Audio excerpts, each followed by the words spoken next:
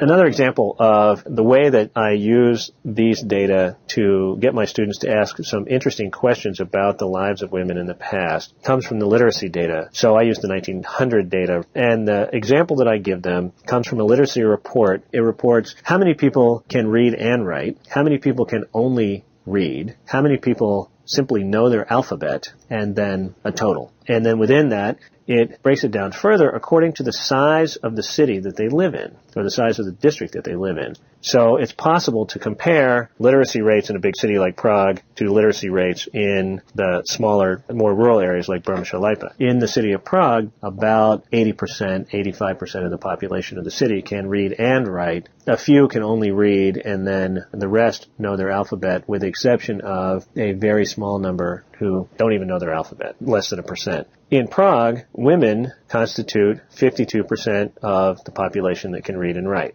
and they constitute 53% of the population. So women in Prague are fully literate in the same way that men are fully literate. But if we look at Bohemia, the picture is quite different. So if students compare an urban area to a rural area, they find that in the rural areas, women are less literate. They can start looking at this report and see that the smaller the district is, the more likely women are to be illiterate. And so then this causes students to ask the question of, well, why would that be? If there is mandatory primary schooling throughout the state, why would it be that women would be more illiterate in these rural areas than they would be in urban areas? I give them a small subset of these numbers to look at, several urban districts, several rural districts, and then they start asking these kinds of questions, and then they have to go off and try to answer them through other kinds of sources. There are lots of other sources that speak to this, but the numbers often begin the process of investigation. What they come up with is that rural society tends to be more traditional, and so there is resistance to women taking on more modern roles. They are discouraged from education to a greater degree in rural areas than in urban areas. In urban Austria in the late 19th century, the population across the various national groups and across the provinces was aggressively modernizing. There was really a competition among the various national groups to see who could get ahead fastest and fight for the resources to make that possible. But in the rural areas, there is more sort of a traditional approach.